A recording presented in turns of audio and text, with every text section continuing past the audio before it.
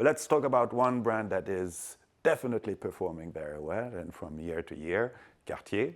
We mentioned about them just a little while back.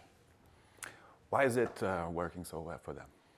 Because they went back to their roots. The former CEO, Mr. Vigneron, when he took over the brand, he stopped many things which were not making any sense for a brand like Cartier. Cartier is a very, very unique Parisian luxury maison with a unique history. And they always, I'm so full of praise because they always manage to retell the same story in a new way. That's extraordinary. The Panther, you know, all their communication campaigns, they don't come over as, you know, dusty or already seen, etc. It's always new and refreshing. That's the kind of strength that the real luxury brand has, and to regenerate all times and to reconnect with Gen Z, because now Gen Z has discovered that Cartier existed before the years 2000. You know, it's always very funny for me that the young guys discovered that the brand was making watches already in the 70s and even before.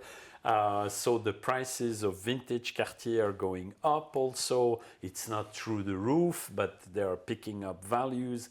And the strength, the core strength of Cartier as a brand is having so many iconic products, both on the jewelry and the watches side. Tank, Santos, Pasha. And you talk about more than 100-year-old watches. Absolutely. You know, those are, people Indeed. keep forgetting about Indeed. that. Indeed. I mean, Cartier has been around for a very, very long time, and with the design, a signature that is unique. They stick to that. Yeah, absolutely. Yeah. That's the extraordinary thing, is that they always manage to redo that same watch in a new way. But what you mentioned about the appeal to a younger generation is indeed quite unique, I think. I mean, I have a few examples around me. I'll just give you one. It's just like my goddaughter that is not necessarily completely attracted to the luxury world and things like that. But for her 18th birthday, she wanted a Cartier. That's interesting. That's and I never expected that she would want a watch just to start with, but then on top of it, wanted a Cartier. That's quite a compliment for the brand. Absolutely.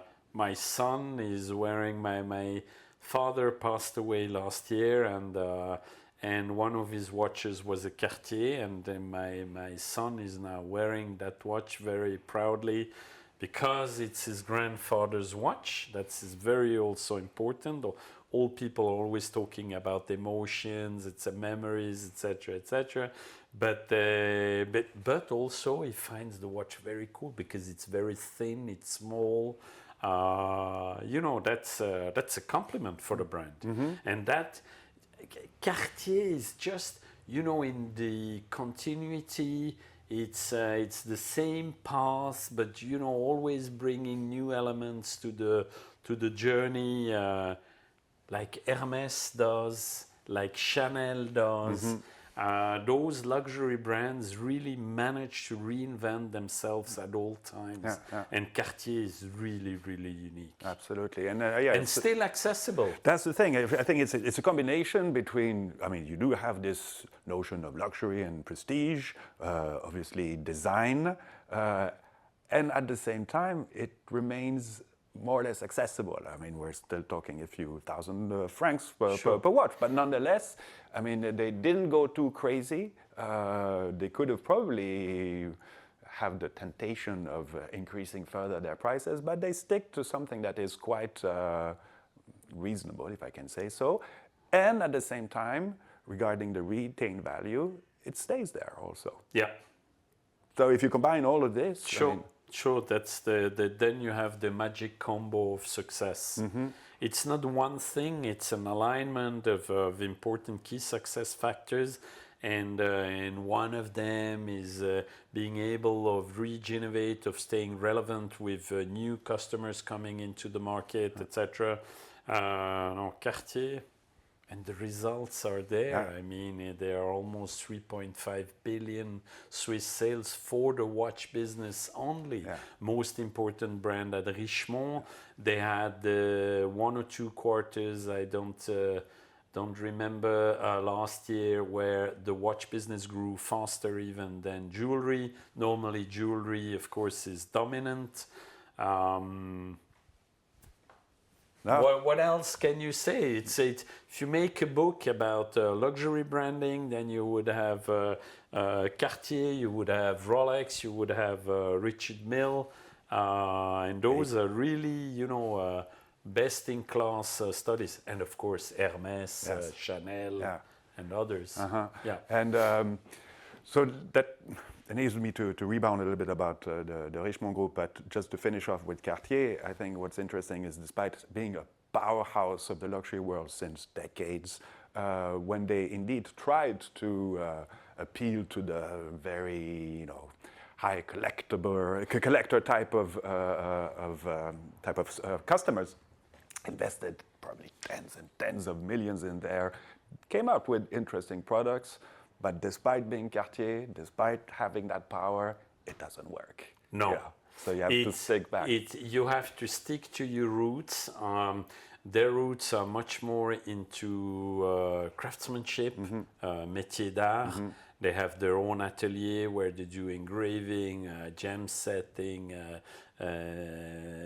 miniature, high fire enameling, etc., etc. So they do a million different things which fit into their DNA. I don't think highly mechanical complications are. They still do a little bit. Sure. Cartier Privé. They come up every year or every other year with interesting new products, but it's certainly not the brand's DNA. No. And it's not me saying this. It's a gentleman called Franco Coloni, who used to be an important man at Richemont, and he once told me a long time ago, I was a little bit younger, and he told me that basically he thought that Cartier could have some potential in the haute horlogerie, and that he was proven wrong because people were seeing Cartier as what it is. It's an elegant, dressy watch which bears good value. It's a reasonable price. You have the prestige, the status, etc. So why would you go somewhere else? But it was the trend, once upon a time. The luck of Cartier was that they didn't go too much into the wrong direction. Yeah. And if we compare the Swatch Group with what you mentioned before, the fact of brands had their own territory and they stick with their territory, whereas with the Richemont Group, brands were allowed to compete against one another.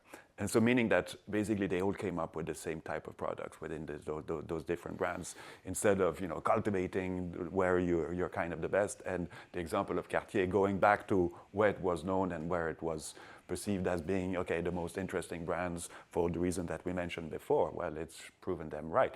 Whereas some with other brands, I mean, they would take one example with Baume & Mercier, which has been taken out of the Richemont family of brands.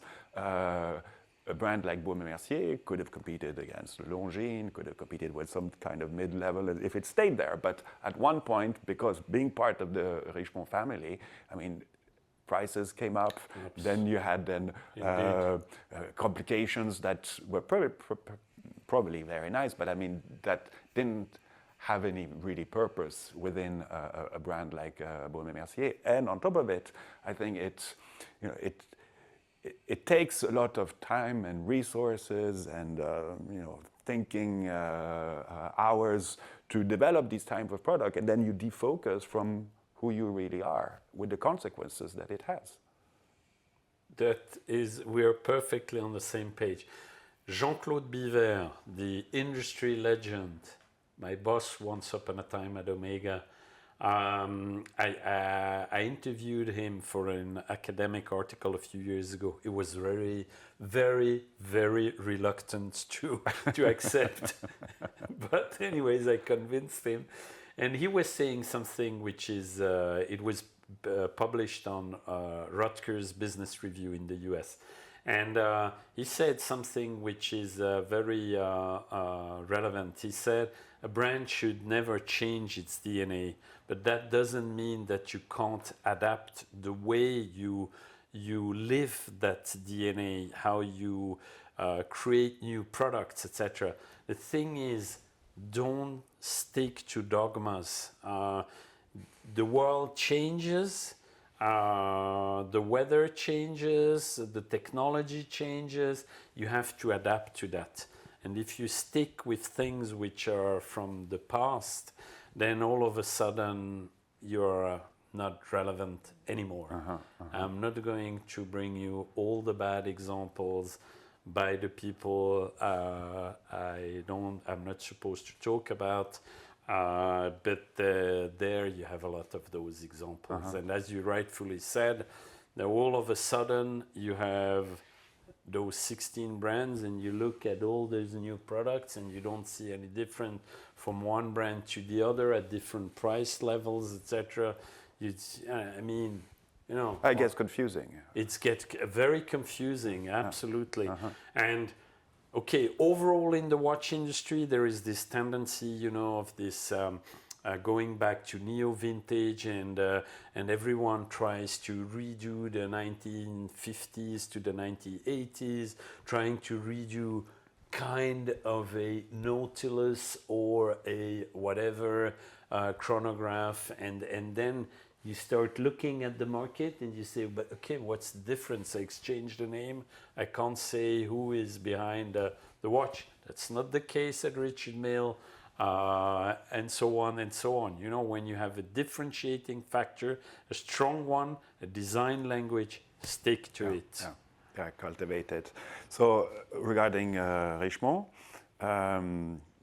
Vacheron is still performing quite well. I mean, it went a little bit down apparently, but it's still, still one of the strong brands of the group. Can you walk us through a few of these brands of the Richemont, what they're currently going through? Yeah. Cartier, we did extensively. Yes. Van Cleef, success story à la Cartier, both jewelry and watches. Of course, it's a lot smaller than Cartier. It's more quiet. You see it less because it's a different price region, etc. And then you have what they call the specialist watchmakers division, which were 8 brands, one less from, don't know where they will close the deal with Damiani. Yeah. They are selling the brand to Damiani. I think it's a good decision. It's a very, very fine brand. It's an excellent brand, which was a little bit, you know, left aside, the Richemont, for whatever reasons. But as you say, probably it's more because of a cultural clash between a luxury group and something, let's put it that way, Baume & Mercier should maybe belong to Swatch Group, but they have already enough with their 16 brands. But it would be more in their more logical, DNA. Yeah. And then you have a brand, Panerai. Yeah. Panerai, difficult situation, not performing like it should be. Is it overall a brand which will regain its strength it had once upon a time? I doubt very much. It's a fine brand. It has a strong and weak aspect to it. The strong aspect that is a very clear and recognizable design. We all know, at least some people interested in watches, we all know what Panerai stands for. Panerai took a little bit strange paths, you know, all of a sudden talking about innovative products and experience and this and that. I think they should just stick to what they are. It's a tool watch, a very nice one. They have their aficionados around the world, and that limits also the potential growth of that brand. So currently a little bit in a difficult situation.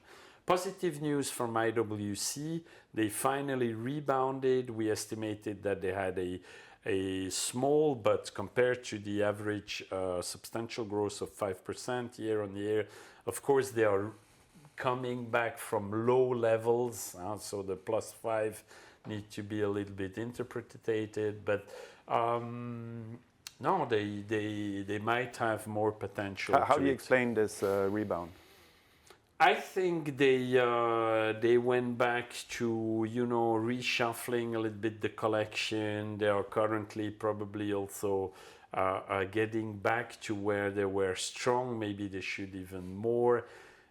When I look at IWC, I'm always missing the strengths of what was once upon a time their main asset, which was, you know, bold, definitely, yeah. German inspired, even though it's Switzerland, but anyways, with communication on the border. With communication campaigns that you can't do anymore. No. 2026, you would run the same. You would probably end up in prison for decades. But it was strong. They needed or they need to adapt that. But still, they rebounded. Yeah. I'm happy for them. It's a fine brand, fine products. The challenge for IWC is always that in terms of prices, they're a little bit high. And that makes life difficult for them when they are being compared to one of their competitors, Omega. Even though at Omega on some product lines, you could also come up with the same remark of the price, which went up too much. Then we have Jaeger-LeCoultre. Just regarding IWC, and still talking about communication, to what extent do you think that the success of the Formula One movie has had on their business? I don't know. Maybe that's a good point. I doubt always. I said Patek Philippe, the Rolls-Royce of Swiss-made watchmaking. They have 0 brand ambassadors, 0 sponsoring, etc.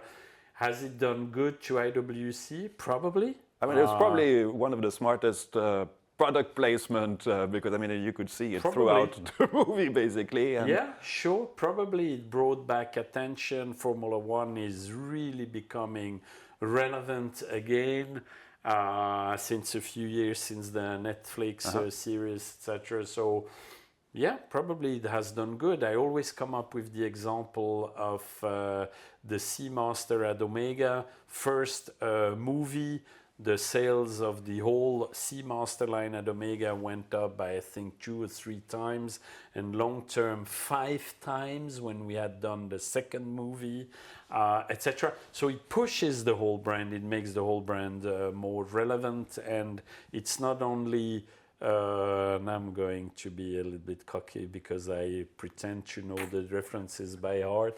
The 2531 AD, which is the James Bond watch, just, you know, went through the roof, and maybe that positive effect at IWC played in their favor. Maybe an assumption. So you were starting to talk about Jaeger-LeCoultre. Also positive momentum coming in. We can see that the latest product launches are on more sustainable or more acceptable prices, because that was also a main issue. There are 2 issues at Jaeger-LeCoultre, my opinion. The Master line, it's a little bit dusty. Very nice watch. I love those watches. I love the brand, by the way. Again, I don't work for Jaeger-LeCoultre.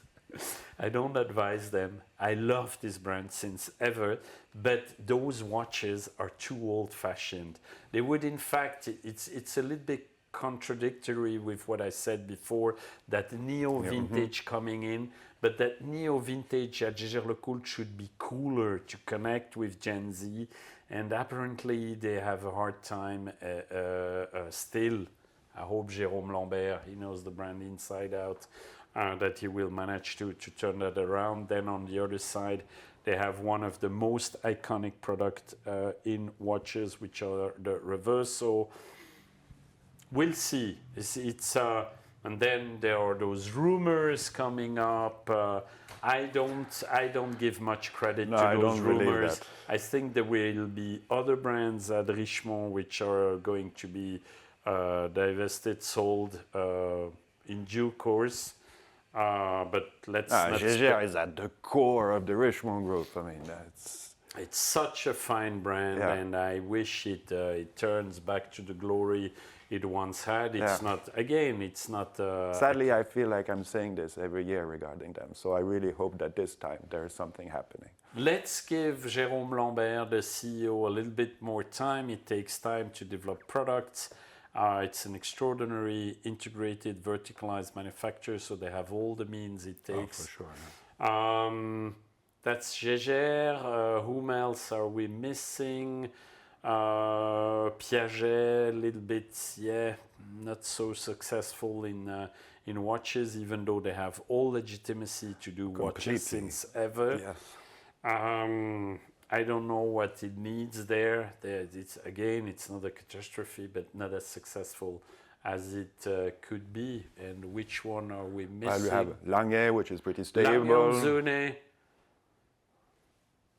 What shall I say? I love the brand. You look at the prices on the secondary market, you instantly understand that the watch collectors don't buy into the long-term perspective of that brand. I mean, that's in your face.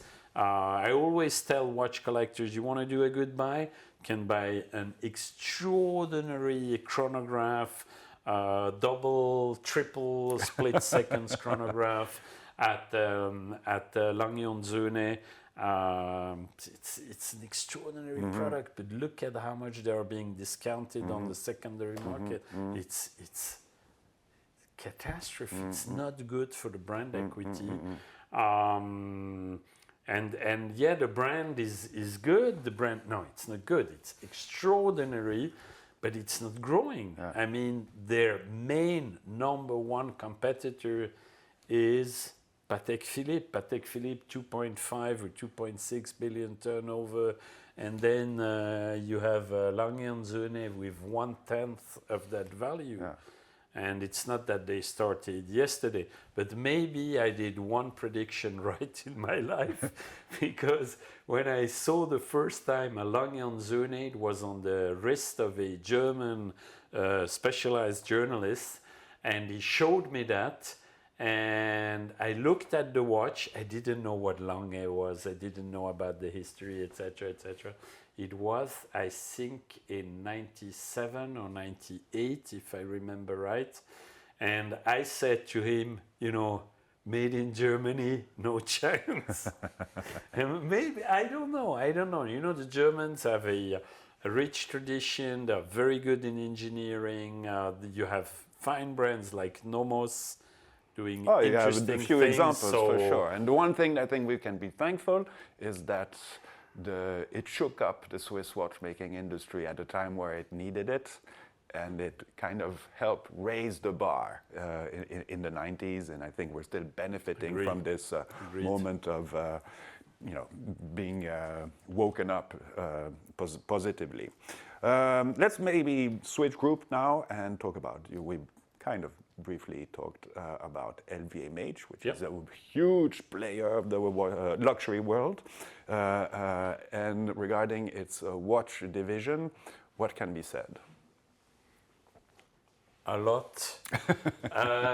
Watch division, basically it's only three brands. It's Zenith, Hublot, and Tag Heuer. And they're not overly successful for the time being. Hublot is in a very complicated situation. They lost a lot of momentum. Last year they had the jubilee of the Big Bang. Was more or less successful. They have Julien Tornard as the CEO, who is trying very hard to revive the brand. The new strategies about going in a higher price range, much more haute horlogerie. My personal opinion is that Hublot doesn't belong there, and he has a very, very tough challenge, Julien Tornard. It's one of the brands with the highest badwill amongst watch brands. It's incredible all that negative that is being said and written about Hublot, which the brand definitely doesn't deserve. They do products which you like or dislike. They do some very limited editions in the high end, which are very interesting. I mean, technically speaking, they do interesting things. And they manufacture, etc. Do they manufacture everything in-house? No, they don't, but they do a lot already in-house. So they would deserve a little bit more consideration, I think. So currently, very difficult situation. The brand was negative against last year, despite that jubilee year. Tag Heuer, changing the CEO every other year might not be the magic recipe to bring stability. Antoine Pain came and left within 15 months. What can you do in 15 months? Nothing. You can't do miracles. He had two difficult challenges. One was that very expensive sponsoring of Formula One, which is an extraordinary marketing instrument, no doubts about that. Is that not a little bit too much of an investment at the size of Tag Heuer? Probably, and then it becomes difficult to improve your P&L when you have on 1st of Jan already, about, let's put it, that half or 1/3 of your marketing budget, boom. Because it's what you pay as a sponsoring fee, and it's what you pay additionally on activation costs, of course. Okay, yeah. And the very simple rule that we have is that we say the activation costs are at least as much as the sponsoring cost, or even 2 times that much. You need to communicate. You need to invite your clients. You need etc. etc. etc. So it's a lot of money. It's an expensive game. Yeah. And then the other thing, I'm sorry, I'm not going to make another friend, but he already knows what I think about the connected watches, smartwatches. They should stop that. Better yesterday than today, or even worse tomorrow. The smartwatches at Tag Heuer, I mean, it's a distraction from their business. It doesn't make any sense. Did it make sense in the beginning? Maybe. I don't know. I'm not here to prove someone wrong. But as of today, they are just a meaningless, just as the at Tissot with the T-Touch connected. I mean, a connected watch is about being connected to a cloud, to an ecosystem, because it's about data. The data when you walk, the data when you run, the data what your health is about, or when you go golfing, etc., etc. So why would anyone in the world spend 3 times the amount of an extraordinary instrument, measuring my word, which is not a watch, but it's called the Apple Watch? I mean, why would you spend 3 times that amount? And which will be obsolete within the next couple of years, by definition. I mean, whether it's the battery not working anymore or whatsoever. I mean, new OS, whatever. I bought one smartwatch from a Swiss brand called Alpina. And I was really not happy, to say the least. I didn't spend a fortune, but it was a few $100. And after 3 years, I was just told that these would stop smartwatches. So you take your watch, and it was a good-looking watch. It was cool. It was working so-la-la with the pairing with the iPhone, etc., etc. That's the strength of Apple. Anything you buy just works. You have your watch, you have your computer, you have your headphones, everything works instantly. Sorry. No. What was interesting about the Alpina and Frédéric Constant smartwatches, I don't know if they still continue to do that. Okay. No. Well, but Frédéric Constant, yes, I think they still have. But they had this Alpina. more of a kind of analog way of being a smartwatch. And then indeed by syncing it with your phone, it would give you some information or whatsoever. But I mean, it was not completely going the smartwatch way as Tag did. Do we have any idea of the volumes of smartwatches that Tag produces or sells? No idea. Must be a few thousands at best. And the thing is, not tens of thousands. No, definitely not. Oh wow! And the thing is, it's distraction from your brand management. And then the worst part is now to come, because what many watch managers forget is that at the end of the day, okay, you can do e-commerce, whatever, but at the end of the day, you have a sales counter, okay, with one guy coming in, says, I would like to see your smartwatch. And then your sales clerk, who could sell a Carrera with a much better margin, etc., in half an hour, he starts convincing and explaining that bloody smartwatch for like an hour.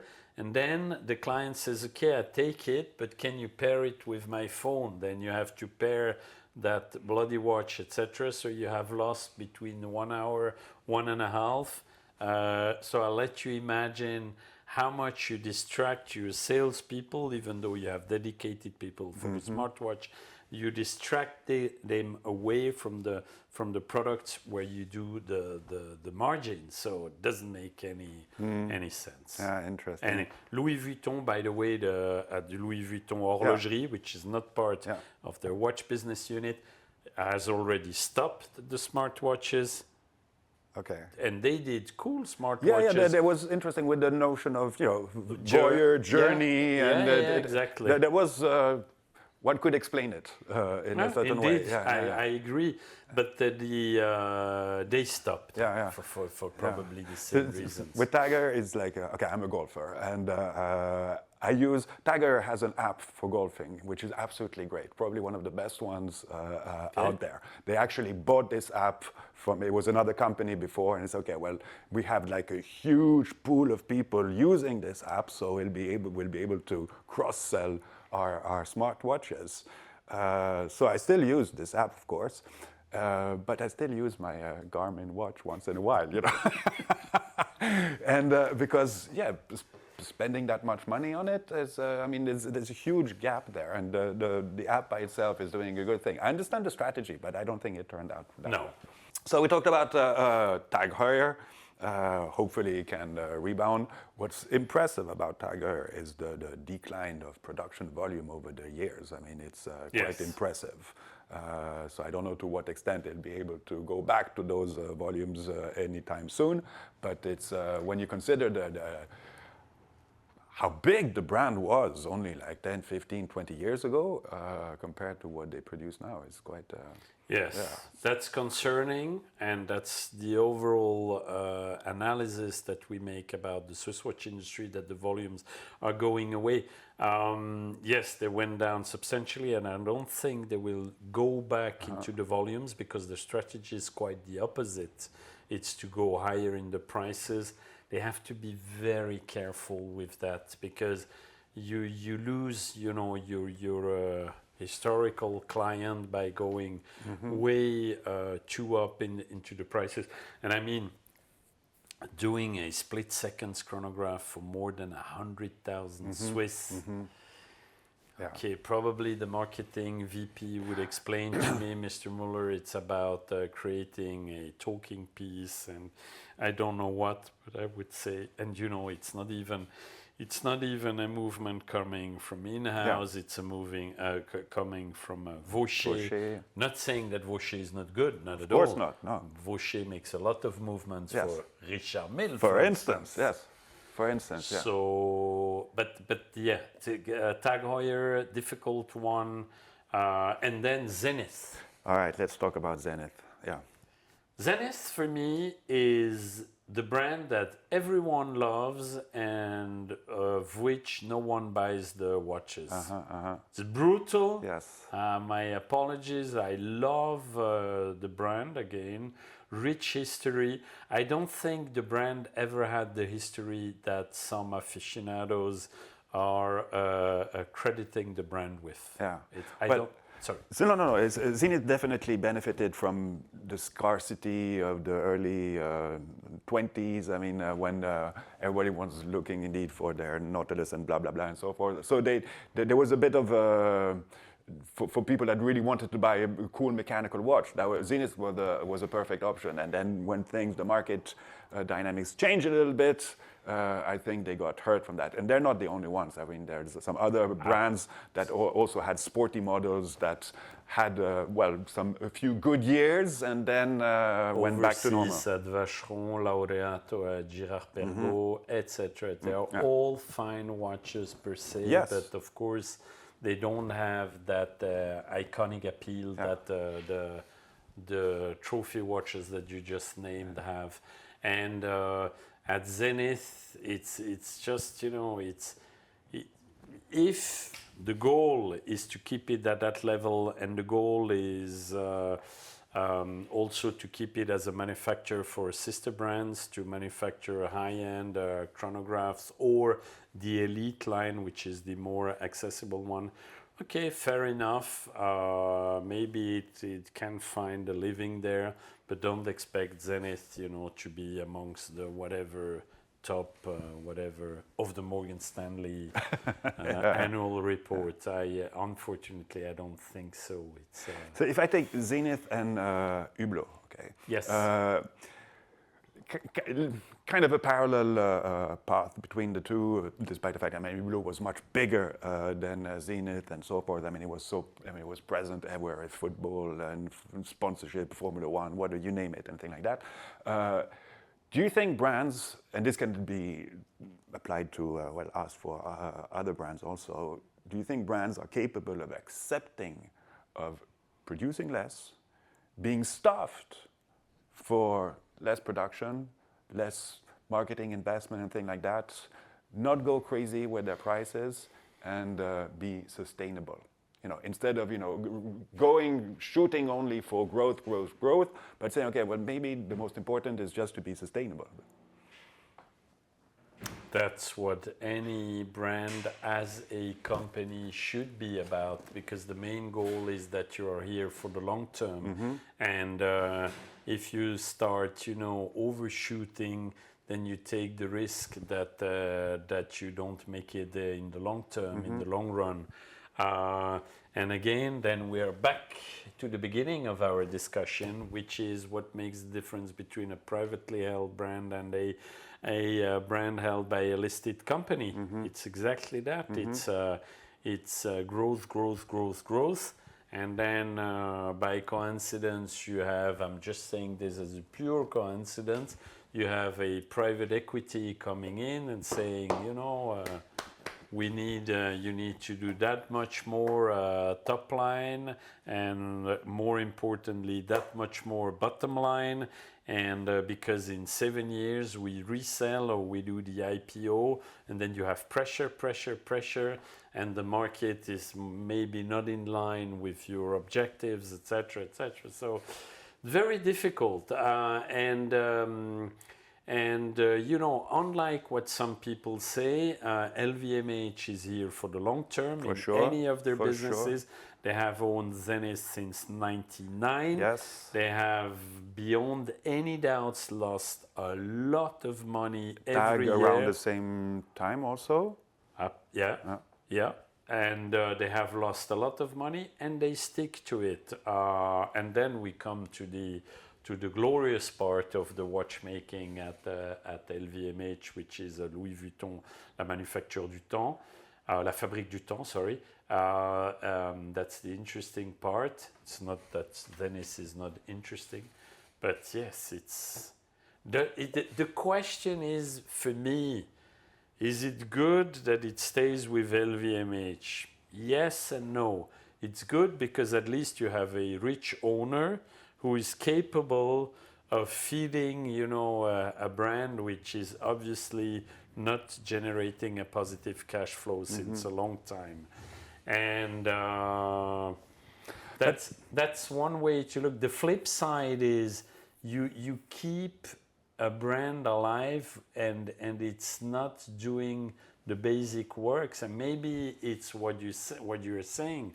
It's maybe instead of trying to go over 100 million sales, maybe Zenith would be better off doing 50 million with private owners, being sustainable, self-financed, making some money, etc.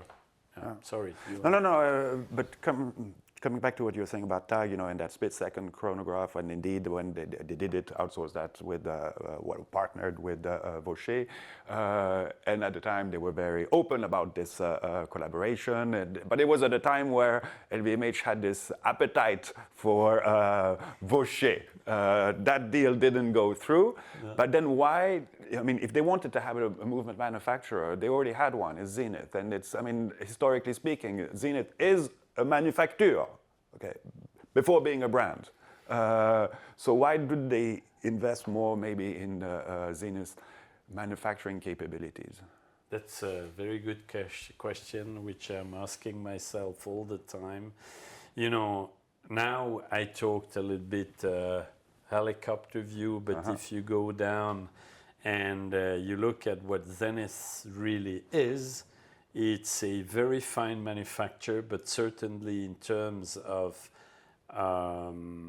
industrial capacities and know-how, it's probably not by far comparable with what Swatch Group does. Swatch Group is really excellent. They are probably amongst the best in class with Rolex at this industrial level. And one thing, I'm sorry to interrupt, very sorry to interrupt, but something I think that needs to be pointed out and is important and is all to the, not the glory of the Swatch Group, but nonetheless, there has been indeed maybe a bit of difficult times and so forth, but nonetheless, it's a group that didn't, they didn't make redundant working positions. They reduced a little bit, of course. They don't talk too much about it, but compared to other ones that benefited from more federal subsidies and so forth, they stick true to the core of the people there because they know those are the guys that are making it possible. True. And so I think that's something that needs to be said and respected for sure, them. Sure. That I'm always saying this, that if the Hayek family deserves a lot of compliments and respect, is that they keep working places, headcounts in Switzerland, which are far above from what other companies would be able or willing to afford. It's very important. That's why it's such an important topic, because it's not just a company, it's not just a group or a house of brands. Yeah. It's much more than that. It's an ecosystem by itself. Absolutely. And they are very, very good and efficient on an industrial basis, very strong. They're sticking to their values. The Hayek family is prepared. They haven't asked for the RHT, the short reduction of working hours, where the by the way, this is a remark I want to make. It's not subsidies from the Swiss government like it has been written all over the time. I just lectured an English-speaking journalist who asked me about that, and I said, no, it's not the case. It's the workers and the company paying equally the same amount, and over a certain cap, the company pays more than the worker in a scheme which is like an insurance for those type of cases where you have economic downturn cycles to avoid laying off people. And the Swatch Group would have been entitled for this, rightfully. They didn't. Is it a good decision or not? I'm not going to comment on that. It's their decision. But they deserve a lot of respect for what they are keeping alive. Yeah. 158, at least it's what they say, factories in Switzerland and elsewhere, a lot of know-how. They still continue to train apprentices. So that is all important for the ecosystem. No, kudos. I'm not here, unlike what some people think, I'm not here to say only bad things about this family, this group, and their brands. They deserve a lot of respect. Yes. Yeah. So let's go back to LVMH, and you were mentioning La Fabrique du Temps, Gérald Jantin, Daniel Roth that comes along, and Louis Vuitton itself. Obviously, it's probably a little bit more fun to play around with these kind of toys. Sure. But is that precisely defocusing then a little bit of the attention on those big powerhouses, or at least the Tag Heuer powerhouse? It's not trying to get the attention away from where it doesn't work, where it should work a lot better. It's creating image, it's creating legitimacy in watchmaking. That's very important. It's image building, yes, that's for sure. It's coherent with the overall DNA of the LVMH group, which is a lot of, unlike what some people think, say, and write again. Yes, of course, there are things which, has less to do with craftsmanship, but still within the Louis Vuitton group, LVMH group, there is a lot of craftsmanship, and that's what Jean Arnaud, the youngest son of Bernard Arnault, the chairman of the group and main shareholder, wants the group to be. Jean Arnaud does an extraordinary work with La Fabrique du Temps, with the Louis Vuitton watches. Very bold, he increased the price level. They are cutting out all the SKUs which were from before with ETA and Celita movements. They are more into complicated, more expensive things. And very complicated. Very complicated. They're going. And then they revived Roth, Daniel Roth and Gérald Jantin, also two niche brands. Those will remain niche. And of course... But it was interesting with these two is that they were under the umbrella of Bulgari for many years. Yes. And they kept producing a few seldom watches here and there. But then you see that by taking it out and giving them their own existence, it seems that it's working again. So that the combination of one brand overseen by another and things like that makes it a little bit complicated. And I'm thinking just out loud, because we were talking about Richemont before, with Montblanc and Minerva. And I think we have a bit of the same situation there. But that's just a little side note. Yeah. The move out of the brand portfolio of Bulgari back to Louis Vuitton, La Fabrique du Temps, it's pure speculation, but it's due to the fact that there are two master watchmakers at La Fabrique du Temps called Michel Navas and Enrico Barbezzini, as everyone knows. Two friends of mine and two ex-business partners at Laurent Ferrier. And they worked for those brands, and they knew how important in terms of image, again, those brands could be in terms of building up the legitimacy of Louis Vuitton watches with watch collectors. And it's a very smart move, and probably didn't take them much time and convincing power to gain Jean Arnaud's trust to revive those two brands, and the products since they have restarted, just very, very, very cool, very fine watches. At Louis Vuitton, it's a little bit, it's buying a watch from someone who is not a watchmaker per se at quite a substantial price. The Tambour micro rotor is around, 19,000 euros. Kudos to them. They sell only in their own POS, about 450 worldwide. So it limits already. And anyone coming from a Louis Vuitton watch is anyways probably, at least it's my assumption, that anyone coming in from a watch is anyways a Louis Vuitton customer, so you don't need to win him over for the brand. You need to convince him maybe of the watch.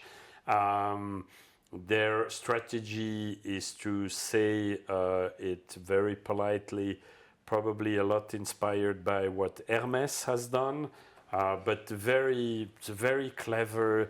The manufacturer, La Fabrique du Temps, is just, it's a nice place to go. Have you been there? Yes.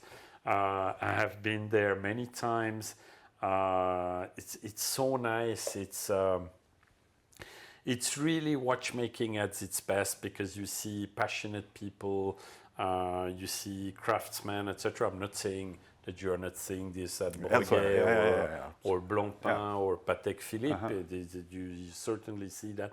But it's all new. It's a lot of positive energy.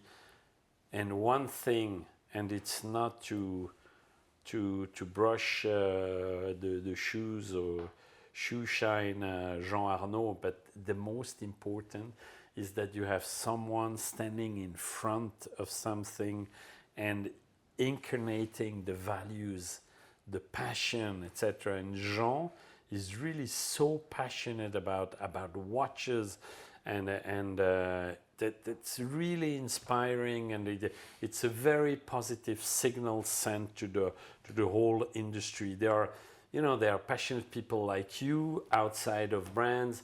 There are passionate people like Max Büsser, Edouard Mellon at Moser, who really incarnate that passion. Sometimes you see watch brand CEOs where you think where he could also sell whatever cars or bags, etc. He doesn't care too much about watches. With those people, you really feel that there is passion. Yeah, and what's interesting with the Arnaud family is that, being owner of LVMH, those gazillions of brands, prestige and so forth, the glitz, you name it and so forth. But nonetheless, there were quite a lot of the kids that were involved in the watchmaking division, showing that watchmaking is indeed something special.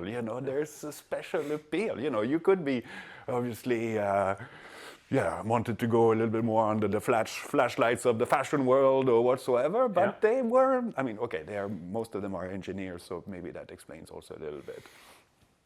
And maybe also a more trivial explanation is that don't take it as disrespectful, but Louis Vuitton watches, the whole watches for Louis Vuitton, the brand, is less than 1% of the sales of the brand. Overall, the watches... Of the Louis Vuitton brand? Of the Louis Vuitton brand. Okay, so in the group, it's nothing. So if it doesn't work out, but it seems that it works out very well, if it doesn't work out, it's not too bad. It's not a catastrophe. Overall, the whole watches and jewelry business, on the group's total turnover, it's about 12%. Wow. So it's not, and it's quite similar to overall what Bain is estimating on the personal luxury goods, which watches make out 15% and jewelry another few percent, more important percentage, etc. So it's for LVMH at least, it's not overwhelming important today, but as you saw at Tiffany, or you're seeing at Tiffany, they're investing substantial amounts of money, so they have ambitions there. They're doing also high jewelry at Louis Vuitton. They have ambitions, and I think Jean will be the man of the future on this side. But interesting indeed to have family members that are so implicated in such a small portion of the overall business of a group like LVMH. You mentioned Tiffany. It's interesting to talk about that quickly because it has rebounded quite a lot over the last years, I would say. The watchmaking part is, with coming with new design and things like that, which seemed to appeal because it was a brand that had ambitions like 10, 15 years ago, I remember, and then it kind of faded away, and it seems that it's gaining again a little bit of momentum. Yeah, I hope so. It's at least what we understand from the market. It's quite, it's a substantial project because it's a total repositioning in different price regions.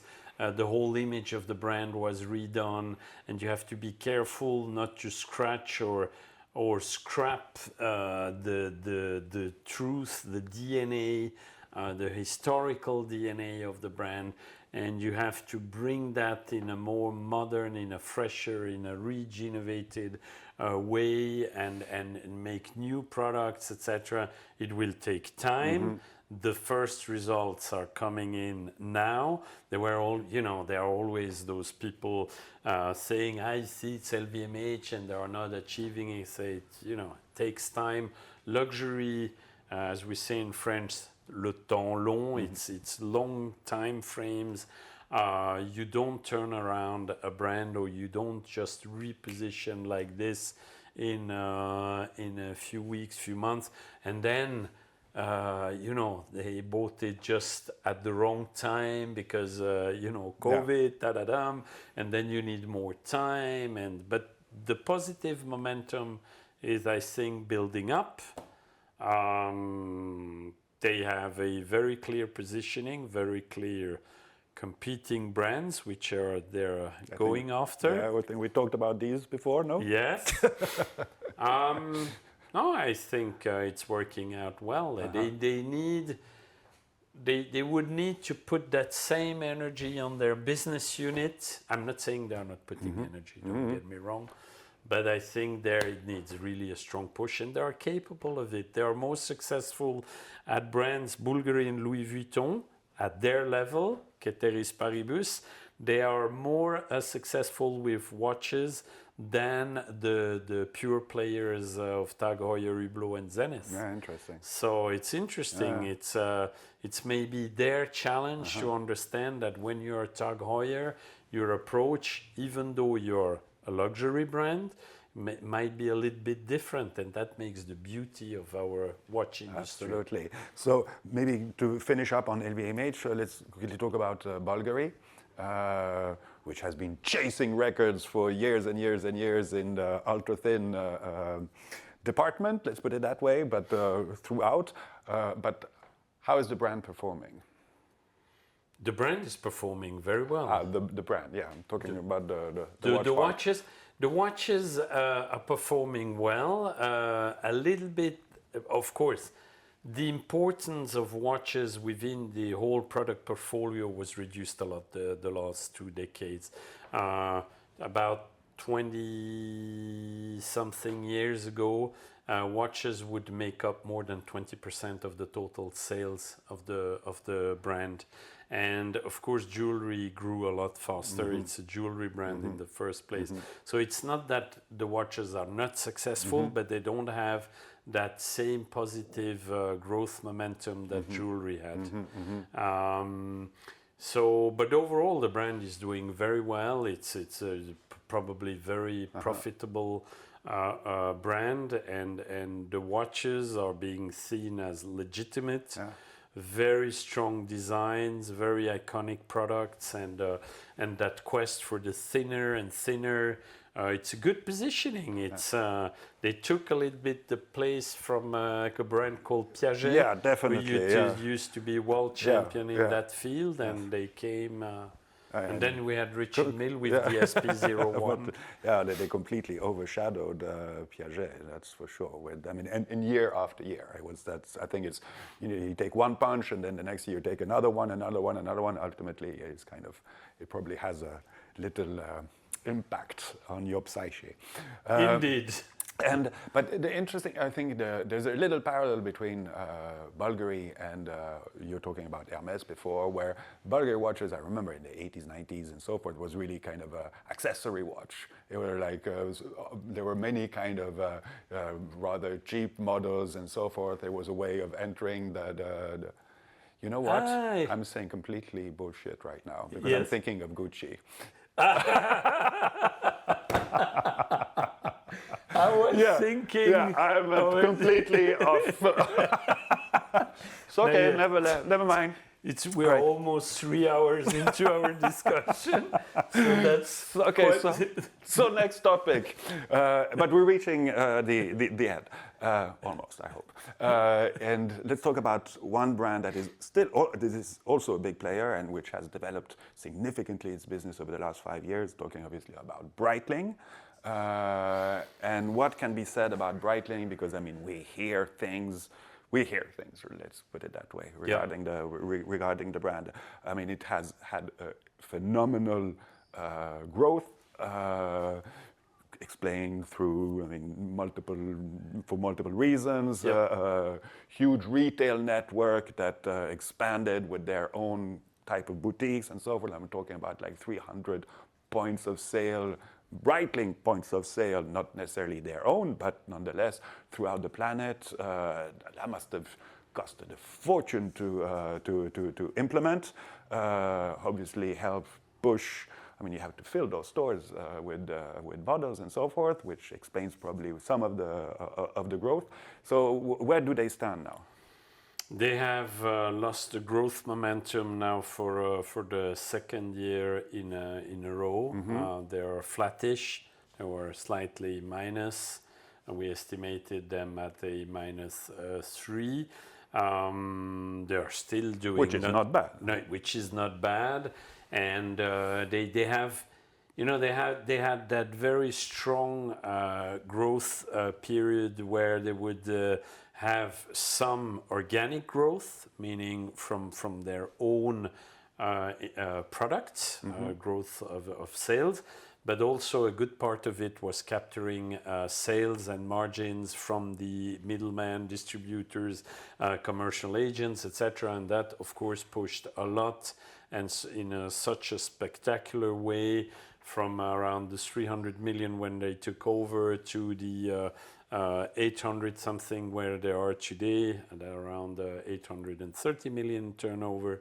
It's quite remarkable. They're still up there. Don't forget, some people are already telling me, yeah, you know, it's done with Breitling. I don't think so. They still have a lot of potential. It's the work done at the beginning for the rebranding, for the rebuilding of the pillars. I always talk about brand territory, which was mainly about expanding from only one, which was aviation, going to water, aviation, and whatever. You know, they built up that in a very academic manner, so as to say. Very academic exercise of marketing, rebuilding up their whole retail operations, etc., etc. But as of today, they are a little bit, you know, stuck, and they have strong competitors. To name them, Tudor is a strong competitor, especially in the US, where Breitling has been strong since ever. But Tudor is catching up very fast. Omega, Tag Heuer, all very strong competitors. And last but not least, a brand called Rolex, because they have still some brands, some products which are on the same price ranges. And yes, it will need a substantial push. There was a recent article in the Financial Times which was quite critical about how well things go, because as we both know, the owners are two private equity funds, CVC and Partners Group, and private equity funds by definition are not here for eternity. Yes. That's for certain. But at the same time, when CVC came along, it was almost 10 years ago, I thought they would be there for 3 to 5 years, and they're still there. Yes, but the CVC earned a lot of money. Yeah, they made a lot. They made substantial amounts of money, indecent amounts of money. They are happy. Yeah. They are still in. Yeah, the new one maybe a bit less. The Partners Group, it's more difficult, and as you have probably read in the article, CVC cut down the valuation of Breitling, of its Breitling share, by 30%. Partners Group and CVC by 50%. Yeah. So that's quite a not so positive message of how you think that things have gone. But I've never understood from the start the valuation at 4.2 billion that was made a few years back. That's without being in the books of the company and things like that. That seemed from the start quite high. The financial world, and especially private equity, it's about being greedy and thinking that it can always be more and more and more. I'm not saying private equity is bad per se. They help a lot of brands and companies to grow. Sure. And to change gears when you need money and you are not big enough to go to the stock market. Private equity steps in, and it's a little bit the intermediate step between being private and independent to being private but linked to a private equity fund or company, and then the next step would be IPO or not.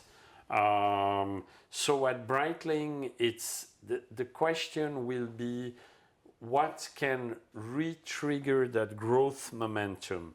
They have a very outspoken CEO, to say the least.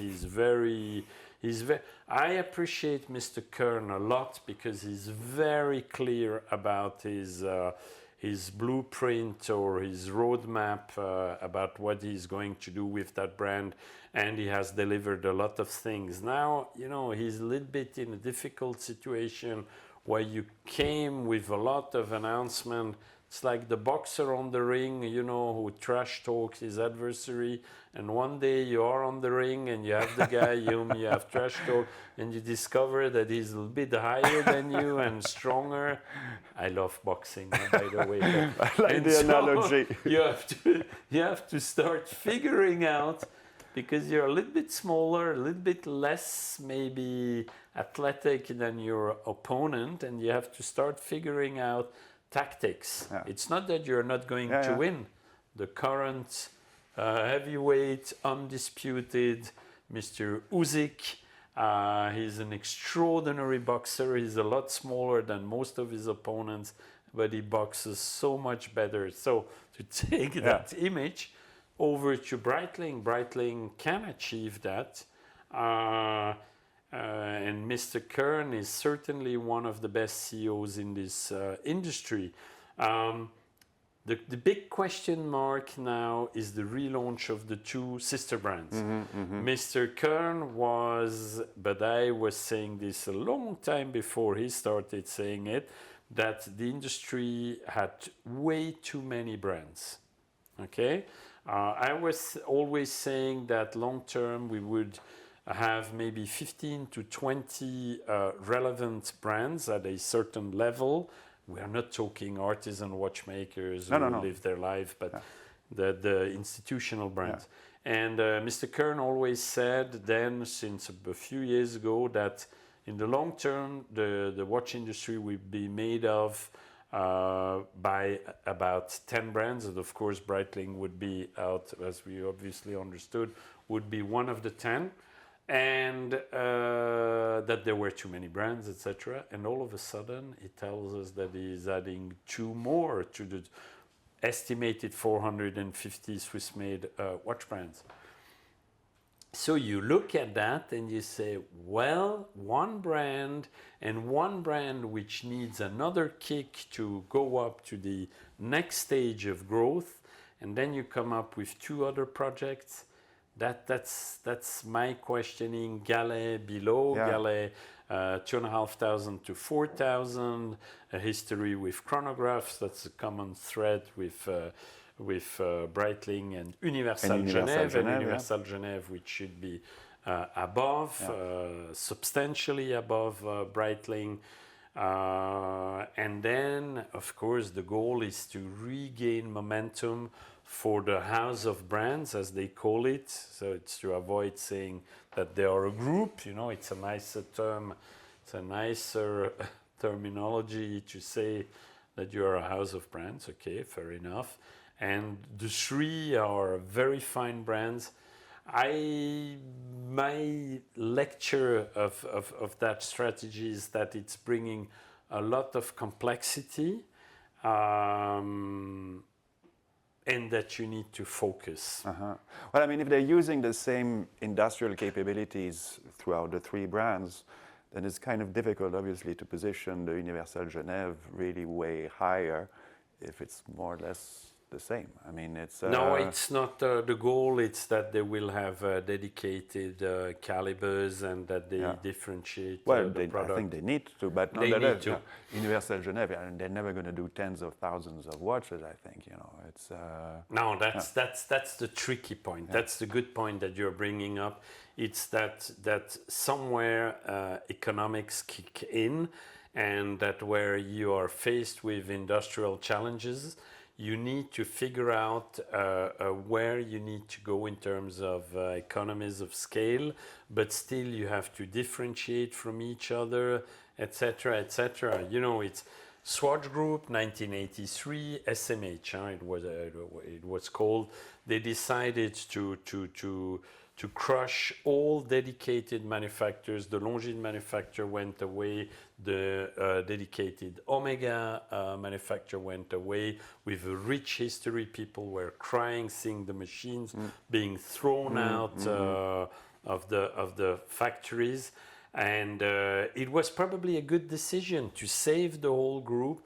Mr. Hayek Sr. and Mr. Ernst Tomke, the head of ETA, took the good decisions to concentrate everything.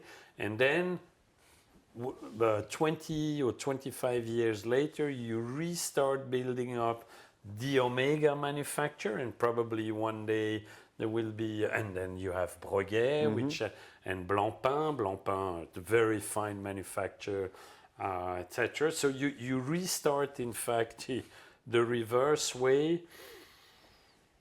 It remains to be seen. You're always smarter post than before, but we'll see.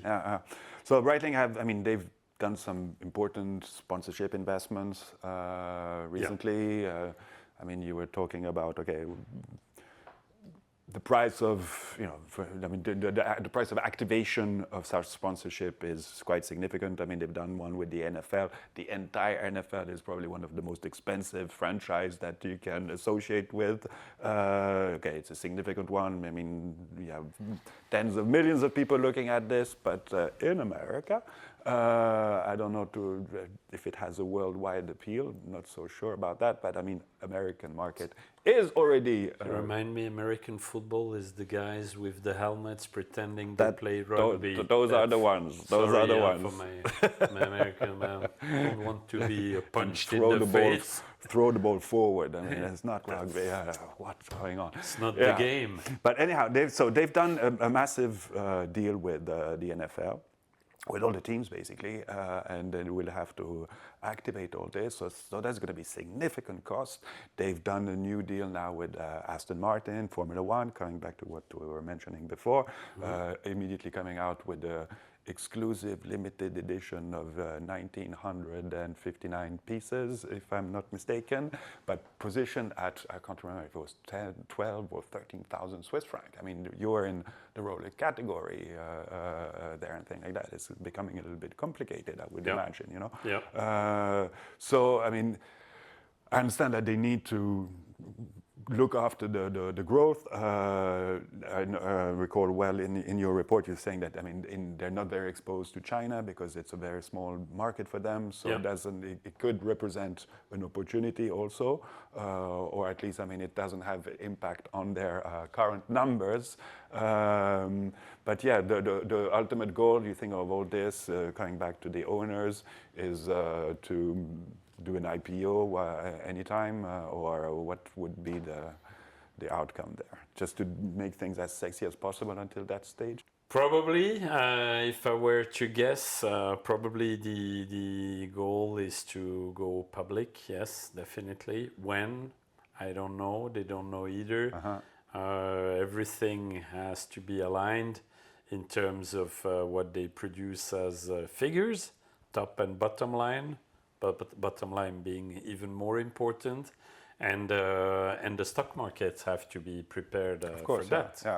So it could also explain a little bit the devaluation process that they went through, just to, if they go in under the IPO route. So it's, I mean, it's a bit more in phase with maybe the reality of the business, and depending on how successful it will be in the next few years, then maybe it'll be more in line.